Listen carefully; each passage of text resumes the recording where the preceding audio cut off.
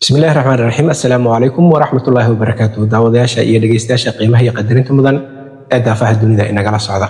Halkani waa Somali Voice Norway ama codka Soomaaliyeed ee Norway. Sida aan wada ogsoonahay 8 bishii 9aad 2025 waxaa guud ahaan dalka Norway looga wada dareeray doorashooyinkii guud ee dalka ka dhacayay, waxaana lagu soo doortay 169 xildhibaan ee 4 sano ee soo socota aayaha mustaqbalka iyo masiirka siyaasadeed ee dalka Norway hagi doona.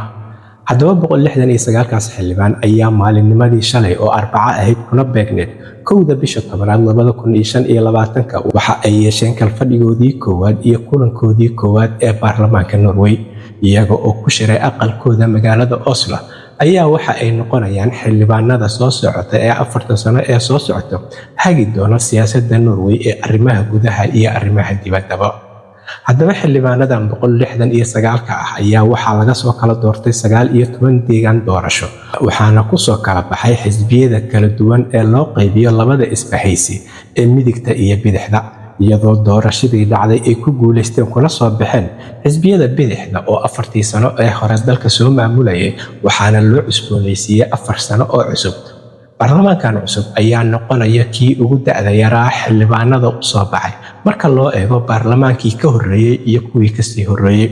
da ahaan dhalinyarada ku soo baxda baarlamaankan ayaa ah kuwo aad loo soo dhaweynayo, iyadoo dhanka waxbarashadana ay ka dhisan yihiin marka loo eego baarlamaankii ka horreeyay, waxaana lagu soo waramayaa baarlamaankan cusub in uu yahay kan ugu badan ee ay ku soo biireen dad haysto darajada labaad ee waxbarashada ama master grade. waxa uuna ra'iisul wasaare Jonas Støre soo dhisi doonaa xukuumad tiro yar, taa oo ay geed fadhi iyo taageeraba u noqon doonaan 4 xisbi oo dhex fadhida baarlamaanka cusub ee Norway. haddaba xildhibaanada ugu da'da yar ee baarlamaanka cusub ee Norway ayaa waxaa noqonaya xildhibaanad Frøyda oo ah 19 jir ka soo baxday magaalada Bergen ee caasimadda labaad ee dalka Norway, waxa ayna u soo baxday xisbiga MDG ama xisbiga cagaaran.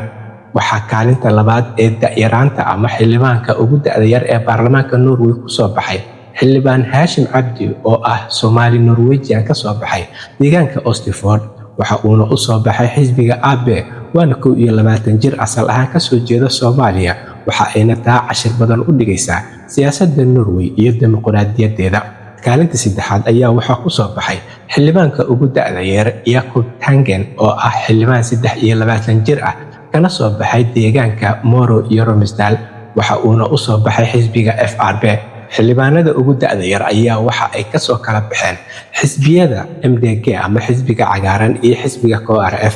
xildhibaanada ugu da'da weyn ee baarlamaanka dhex fadhiya ayaa sidoo kale waxa ay intooda badan ka soo baxeen xisbiyada SP, SV iyo FRB.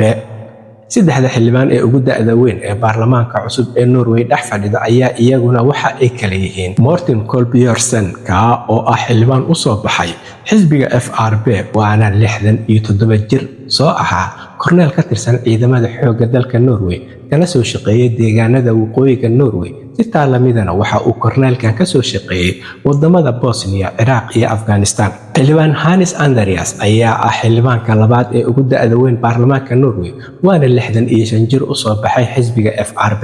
xildhibaanka saddexaad ee ugu da'da weyn ee baarlamaanka Norway u soo baxay 4 sano ee soo socota ayaa isaguna ah Jonas Støre oo ah ra'iisul wasaaraha dalka, waxaana laga cafiyay in uu soo xaadiro kulamada baarlamaanka maadaama uu hogaamin doono xukuumadda soo socota ee 4 sano ee inagu soo fool leh hagi doonto hagaajin doonto howlaha kala duwan ee dalka Norway.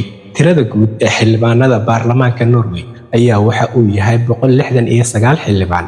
100 ka mid ah ayaa rag ah halka 69 ka soo harana ay yihiin dumar, waxa ayna u qaybsameen wadar ahaan marka la isku tiriyo 59.2 oo ah rag halka 40.8 ay yihiin dumar. xildhibaan Lars Heltebrecht ayaa noqonaya xildhibaanka keliya ee u soo baxay xisbiga SV, waxa uuna dhex fadhiisan doonaa 8 dumar oo ka socda xisbigiisa, wuxuuna xisbigan soo saartay 8 dumar iyo hal raga 9 xildhibaan ee ay ku yeesheen baarlamaanka cusub ee Norway, waana xisbiga ugu badan ee soo saarta dumarka marka loo eego xisbiyada kale. xisbigan SV ayaa waxaa gudoomiye ku-xigeen u ah Maryan Hussein oo ah Somali Norwegian, waxa ayna fadhidaa markii labaad baarlamaanka iyadoo 4 sano oo cusub loo soo doortay baarlamaankan. xisbiga labaad ee ku soo xiga ayaa waxa uu yahay MDG ama xisbiga cagaaran, kaa oo 8 xildhibaan oo u soo baxday 6 ka mida ay yihiin dumar halka labada soo hartay ay yihiin rag. Xisbiga SP ayaa isagu jihada kala aaday waxaana u soo baxday 9 xildhibaan kuwa oo 7 ka mida ay yihiin rag halka labada soo hartay ay yihiin dumar. Xisbiyada FRP iyo KRF ayaa iyagu waxa ay sameeyeen isu dheelitir marka loo fiiriyo xisbiyada kale waxaana aad isaga agdhow dadka u soo baxay marka loo eego ragga iyo dumarka. Xildhibaanad Anna Solberg oo hore u soo noqotay dhowr jeer ra'iisul wasaaraha dalka Norway ahna hogaamiyaha xisbiga Høyre ayaa ah qofka ugu khibradda iyo waaya aragsan baarlamaanka cusub ee 4 sano soo socoto hagi doona siyaasadda Norway. Anna Solberg ayaa waxa ay noqonaysaa 4 sano marka loogu daro in ay dhex fadhida baarlamaanka Norway muddo 4 sano ah iyada oo 28 jir ah ayay waxa ay ku soo biirtay baarlamaanka loona soo doortay in ay noqoto xildhibaanad 1989 ilaa muddadaas ayayna xildhibaan soo ahayd oo mar walba loo soo dooranayay aqalka baarlamaanka Norway waana xildhibaanada ugu khibradda iyo waaya aragsan marka loo fiiriyo xildhibaanada baarlamaanka cusub ee 4 sano soo socota Norway u hagi doona siyaasadeeda.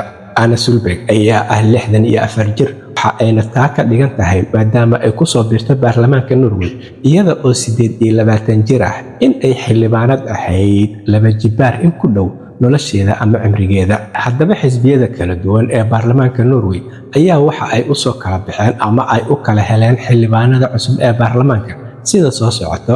Xisbiga AB ama xisbiga Arbeiderparti ayaa helay 53 xildhibaan waxaana ku soo ziyaaday marka loo eego baarlamaankii hore ilaa 5 xildhibaan oo cusub. Xisbiga FRP ayaa isaguna waxa uu helay 47 xildhibaan waxaana ku soo ziyaaday marka loo eego baarlamaankii hore ilaa 26 xildhibaan oo cusub.